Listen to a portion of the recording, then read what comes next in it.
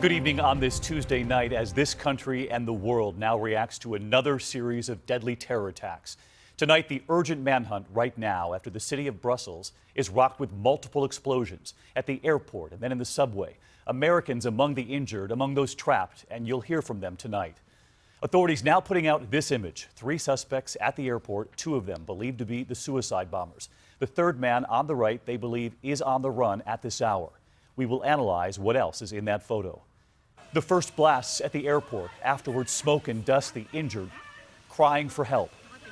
And then on the subway in the center of the city, the next explosion, a subway car incinerated at rush hour. You can hear the cries, passengers running in the dark. Tonight, at least 31 killed, more than 200 injured. We have team coverage here, and we begin with ABC's Alex Marquardt on the scene, taking us through the terrifying moments and the investigation now. Tonight, terror striking in the heart of Europe. Belgium's main airport, a smoky war zone. The city paralyzed. The attackers hit at the height of rush hour. Those 3 men, police believe, walking into the busy airport. Around 8 a.m., 2 blasts, suicide bombers in the departure hall outside the security checkpoint. The terminal filled with smoke and the sound of screams. Travelers lying on top of each other on the floor. This man holding a little girl. Stay down, stay down. People huddled in fear. And then the questions. What it was? A job or was it a terrorist? This man picked his small baby up off the floor before running to safety. The bomb so powerful that ceilings collapsed. The wounded treated amid the rubble. Airport security scanning for victims. You have to go outside. Ordering people to evacuate, they rush out of the terminal, glass crunching underfoot.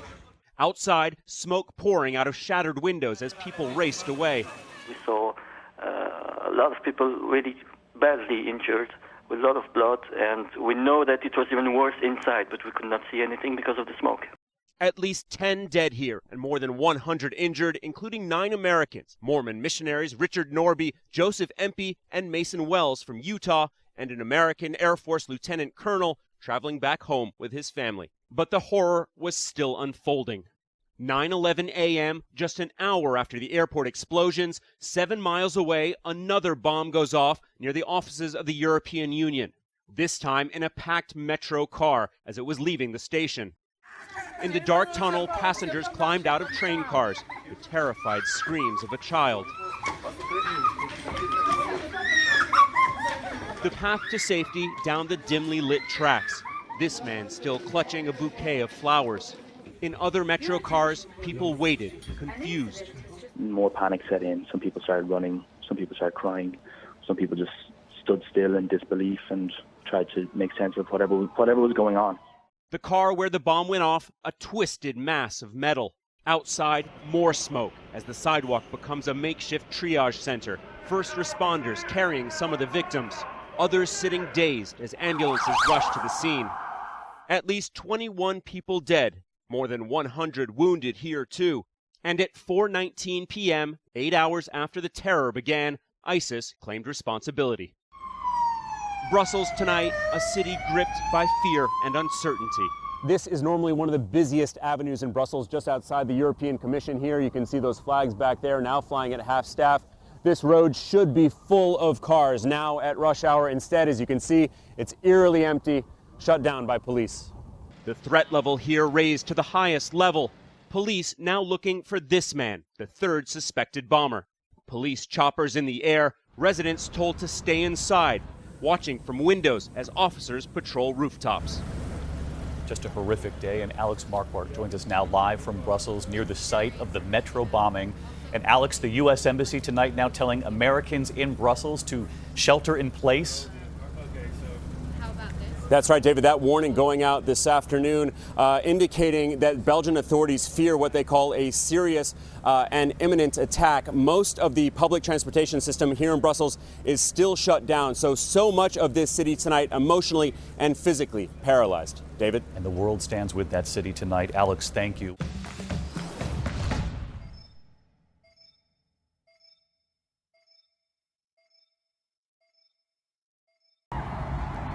The tourists who'd come to see the Mother of Parliaments ended up running away from it. Their panic explained by the sound of gunshots. For hours, Parliament was placed in lockdown, emergency vehicles blocking all roads. An air ambulance arrived to collect casualties. The security services had told us there'd been many close calls before, but this was the day the terror threat arrived at Westminster and even entered its grounds. Here, a police officer throws a bag of emergency supplies over the fence, for inside the grounds, medics are desperately trying to help another officer who's been stabbed. A second person seen here being treated on the left of this picture is believed to be the attacker who's been shot by the police. Armed officers entered the Palace of Westminster. MPs and Lords were being ordered to remain inside, but some ran out. We ran out of the building, but we were all getting stuck in the doors, so we had to get the doors open, and I think they locked the doors to try and keep us in, but we had to get out because we thought there was somebody. We didn't know what had happened, we just knew that the shots had been fired. Get back! These pictures were filmed by an MP in the tunnel that links Parliament with the politicians' offices across the road in Portcullis House. Somebody's under fire! But the stabbing and shooting were just part of this horrifying event. On Westminster Bridge there is a trail of carnage. A car has mounted the pavement, deliberately mowing down pedestrians as it headed for the Houses of Parliament. The injured are scattered where they were knocked down. There are multiple casualties. There were people on the ground on the far side of the bridge from one end to the other. The car reached the perimeter of Parliament before crashing into railings. In this image there is still smoke coming from its engine. Tourists mill around it. The police haven't yet arrived. They are soon on the scene though, along with ambulance crews to ferry away the victims. It's been confirmed 2 people died on the bridge. Others, according to hospital officials, have catastrophic injuries. Police say the man on this stretcher is the one who was shot by their officers. As you know, we've declared this as a terrorist incident, and the Counter-Terrorism Command are carrying out a full-scale investigation into the events today. Sadly, I can confirm that now 4 people have died. That includes the police officer who was protecting Parliament, and 1 man we believe to be the attacker who was shot by a police firearms officer. Tonight, police say a clearer picture of these events is emerging. The attack began with the 4x4 driving across Westminster Bridge, mounting the curb, hitting pedestrians and police officers there, killing 2 people, with eyewitnesses describing the vehicle mowing people down as it zigzagged across the road. It then ploughed into the fence surrounding the Houses of Parliament. Shortly afterwards, police say a man brandishing a knife entered Parliament's grounds, stabbing the police officer, before being shot dead by another policeman, with Westminster almost immediately placed into lockdown. This image shows Foreign Office Minister Tobias Ellwood trying to resuscitate the police officer who died. Tonight we've learnt the officer was unarmed and minutes before being attacked was talking to tourists and posing for their selfies. This has been a day the security forces feared would arrive and have been doing all they can to prevent. It ends with a painstaking search for any clues to the man responsible, his motives, and any indication that others could have helped him. Paul Davis, ITV News.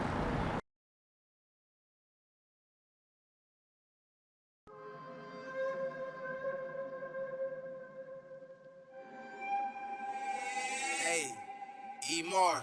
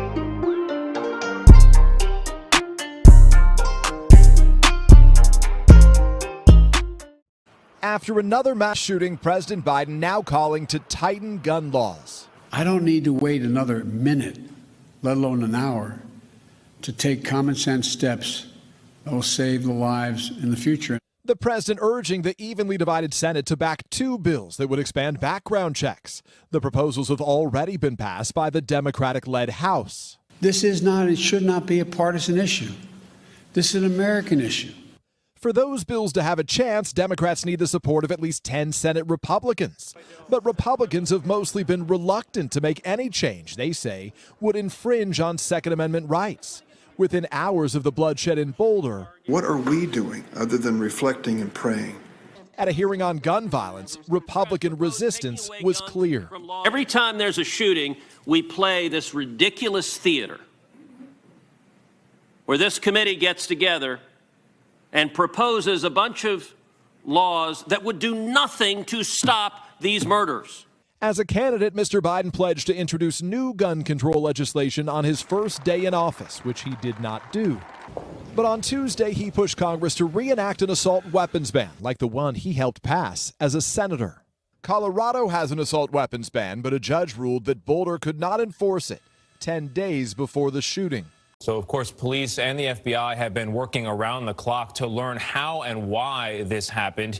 Tragically, Colorado has experienced this type of mass shooting before, as has America. Catherine Herridge is following all these developments from Washington. Catherine, good morning to you. What is law enforcement going to look at as they get into this investigation? Well, Tony, good morning. Authorities will likely consider the suspect's history for a possible motive, whether he knew anyone at the store, if he had any previous criminal record, and of course the type of weapon used and how it was obtained. The shooting is already refocusing attention on gun laws, especially in Colorado, where regulation of assault weapons can vary city by city. For instance, in Denver, around 25 miles from Boulder, assault weapons are prohibited. In Boulder, it's not that clear cut. After the 2018 shooting in Parkland, Florida, Boulder passed bans on assault weapons and large capacity magazines. But earlier this month, a county judge blocked the city from enforcing the bans. The judge found that under Colorado law, local governments cannot prohibit the sale or possession of firearms that otherwise are legal under state or federal law.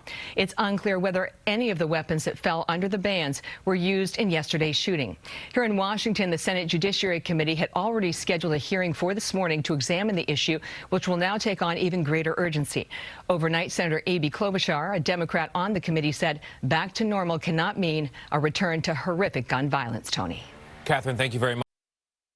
Flags at government buildings once again fly at half-staff on the president's orders, just as they did a week ago following a mass shooting in Atlanta. Among the 10 killed in Boulder, Colorado, was a 51-year-old police officer, Eric Talley. His fellow officers and citizens paid tribute as his body was taken to the morgue. Gun violence is a pandemic within a pandemic.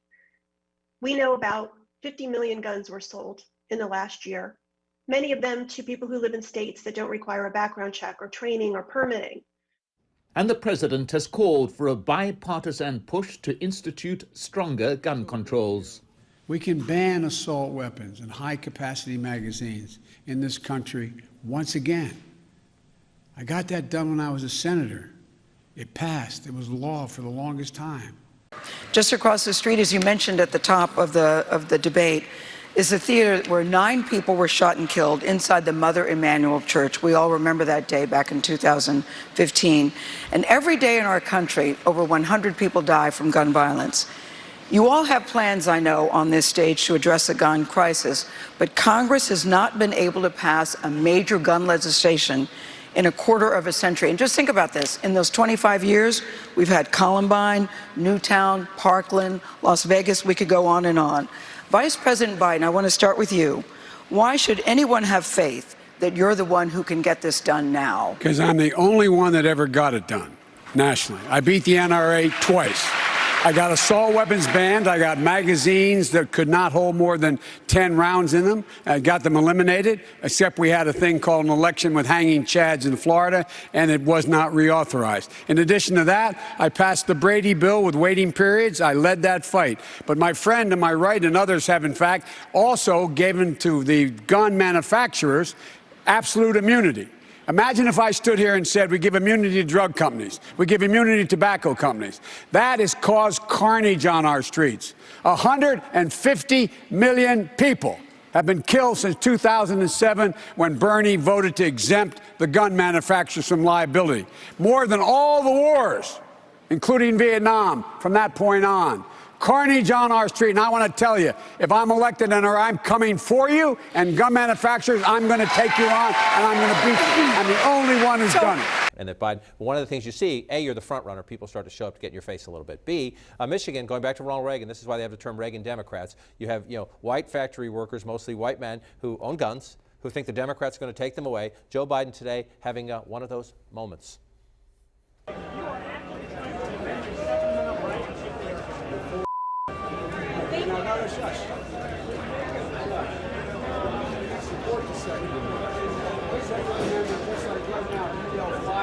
That's not free speech.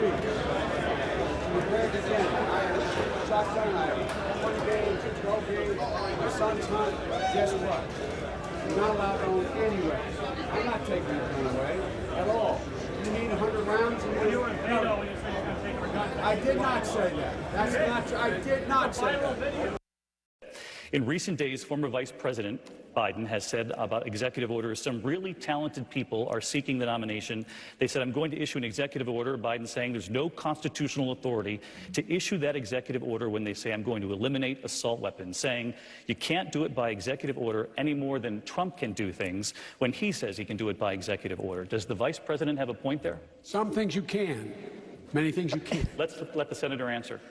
Well, I mean, I would just say, hey, Joe, instead of saying, no, we can't, let's say, yes, we can. I would just say, hey, Joe, instead of saying, no, we can't, let's say, yes, we can. I would just say, hey, Joe, instead of saying, no, we can't, let's say, yes, we can. Let's be constitutional. We got a constitution. And yes, we can. Let's be constitutional. We got a constitution. And yes, we can. Let's be constitutional. We got a constitution. And yes, we can. Let's be constitutional. We got a constitution. Yes, we can. I am saying that.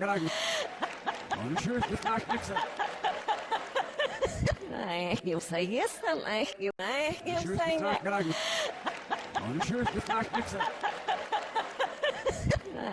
say yes, and you.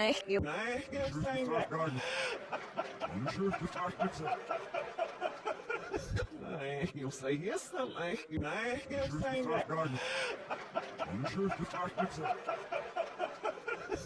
and you say yes.